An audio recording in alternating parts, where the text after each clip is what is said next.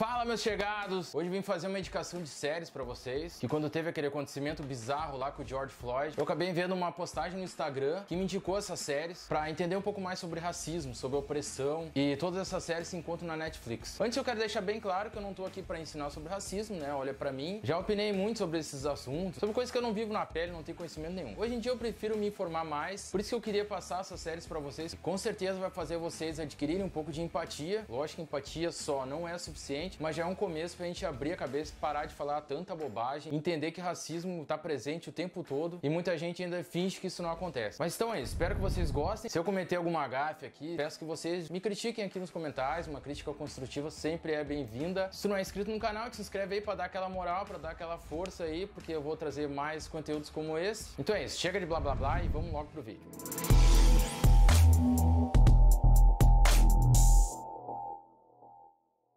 Vamos começar com uma série que com certeza vocês já ouviram falar, que estreou em 2019 na Netflix, é bem recente, que é Olhos que Condenam. Essa série conta a história dos 5 do Central Park, um caso que ficou muito conhecido nos Estados Unidos como um dos maiores erros da justiça americana e de racismo. No dia 19 de abril de 1989, uma mulher que praticava corridas no Central Park foi estuprada, espancada e quando ela acordou ela não lembrava de nada do ocorrido. E bem naquela época no Central Park sempre acontecia umas arruaças ali, tipo uns rolezinhos que a gurizada ia pra lá, pro Central Park, pra ficar mexendo com o pessoal lá, com os ciclistas. Aconteceram alguns pequenos furtos de carteira, itens pessoais do pessoal que frequentava lá o Central Park. E foi num desses dias que aconteceu o estupro dessa mulher. A polícia de Nova York, que recebia frequentemente denúncias sobre esses acontecimentos, resolveu que esse acontecimento seria o momento deles dar um fim pra essas arruaças que aconteciam no Central Park. A polícia acabou detendo muito desses jovens que estavam lá, a maioria deles eram de menores, é aí que entra os 5 do Central Park.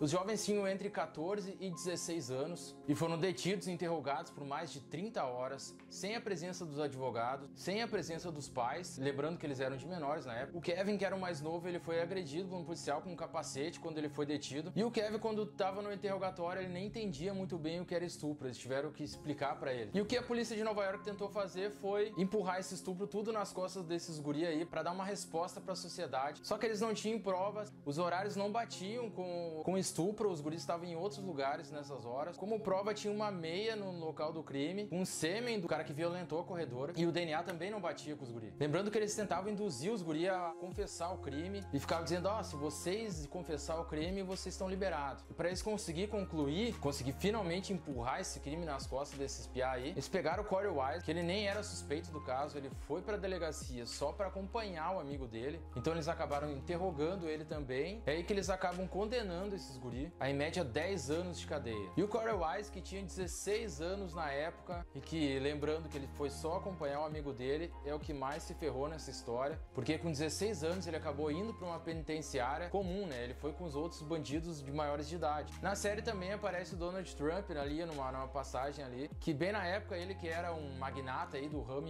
imobiliário, ele acabou se aproveitando e patrocinando muitas notícias porque ele queria a volta da pena de morte nos Estados Unidos, né? Então ele acabou usando esse caso, falando um monte de bobagem, os guri eram inocentes. E o que é mais bizarro hoje é que Donald Trump hoje presidente dos Estados Unidos. Eu não vou adentrar muito mais na série, mas cara, assistam Olhos que Condenam porque é uma obra de arte da Netflix. O cara que interpretou o Corey Wise ganhou até o Emmy 2019. Ele foi o mais jovem a ganhar esse prêmio, ele tinha 21 anos e também o primeiro afro-latino a ganhar o prêmio. Essa série mexeu muito comigo, então eu imagino que quem se identifica com essas histórias, ou conhece pessoas que passaram por coisas parecidas, deve ser muito pesado, muito difícil de assistir, cara. Então vão lá, assistam, tá na Netflix, barbada, Olhos que Condenam. Explicando a diferença de riqueza entre brancos e negros. Na verdade, esse é um episódio, eu acho que é o primeiro da segunda temporada, e essa série explicando cada episódio, eles pegam um tema e mastigam ali pra quem é leigo, né? Pode ser um tema pesado, como é esse, do diferença de riqueza entre negros e brancos, mas também tem uns lá só pra curioso mesmo, que é tipo K-pop, orgasmo feminino, sobre LSD e por aí vai. Eu não vou me adentrar muito aqui, porque são episódios curtos, de 15, 20 minutos, mas é uma série que pega dados, gráficos e deixa bem fácil para compreensão de quem é leigo, né? Assim como eu, foi bem fácil de assistir, bem tranquilo mesmo e muito informativo. Nesse episódio eles explicam desde a época que foi abolida a escravidão nos Estados Unidos até os tempos de hoje, o que aconteceu para ter essa diferença de riquezas. Não vou dar muito spoiler aqui, mas uma parte que eu achei muito legal foi quando eles explicam ali que no ramo imobiliário era bem separado, comprar uma casa no bairro de branco e uma casa no bairro de negro. Tipo, se um negro comprasse uma casa no bairro bairro de branco, os preços de todos os imóveis dali iam cair muito, ia ficar muito abaixo. É por isso que para eles era um pavor vender uma casa para alguém que é negro no bairro de branco. E até eles contam um caso ali de um negro americano que fez de tudo para comprar uma casa nesse bairro aí. Bom, vão lá e assistam os outros episódios também dessa série explicando, porque acrescenta muito, é muito legal.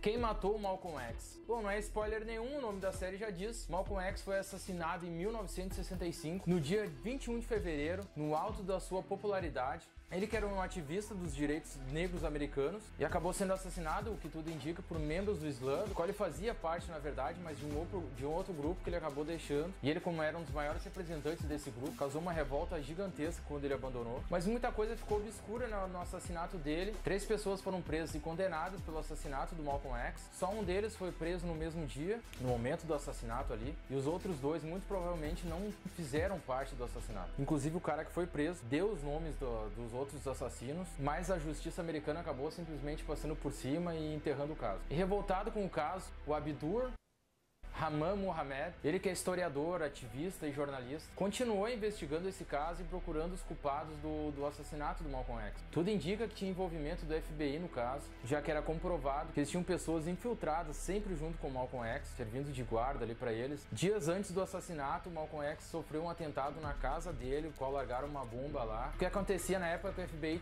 tinha medo dos discursos dele, né? Porque eram discursos bem agressivos. Ele apoiava o uso de arma para se defender contra os brancos. Né? Até eles explicam ali um caso ali, só por eles sair com garotas que eram de cor branca, né? Eles eram violentados pela polícia e toda essa coisa. Então os americanos que sempre defenderam o uso de arma para se proteger, quando o Malcolm X falava isso, nossa, né? Os negros não podem ter arma, mas os brancos sim, né? Para se defender. The history of unpunished violence against our people clearly indicates that we must be prepared to defend ourselves, or we will continue to be a defenseless people at the mercy of a ruthless and violent racist mob.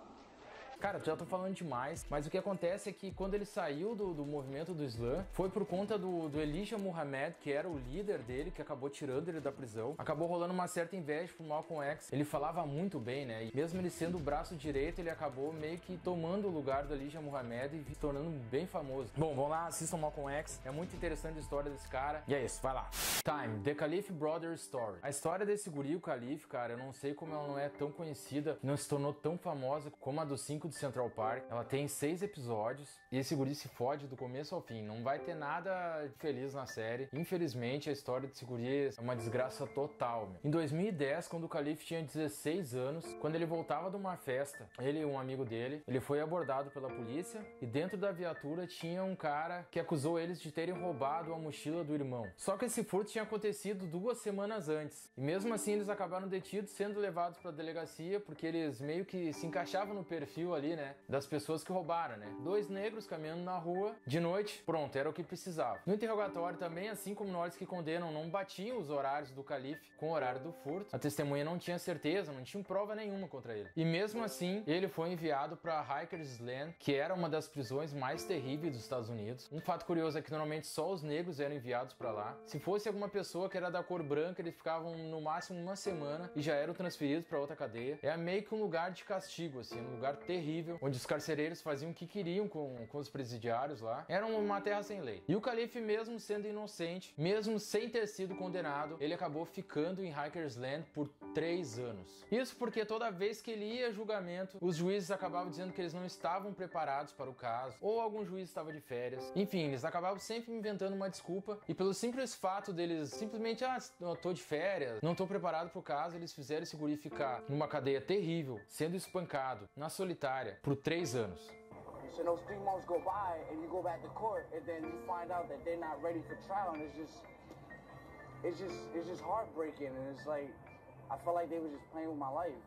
O Khalif, por não fazer parte de nenhuma gangue, ele acabava se envolvendo em muitas brigas. Ele era espancado na cadeia e acabaram enviando ele para a solitária. E desses 3 anos que ele ficou preso, em média 2 anos ele ficou dentro da solitária. De acordo com as Nações Unidas, manter alguém na solitária por mais de 15 dias é considerado tortura. E uma dessas vezes que ele foi para a solitária, ele acabou ficando 300 dias direto na solitária. O que é comprovado que a solitária causa alterações na química do cérebro, onde as pessoas acabam desenvolvendo desenvolvendo doenças mentais graves e esse período acabou deixando o calife completamente destruído.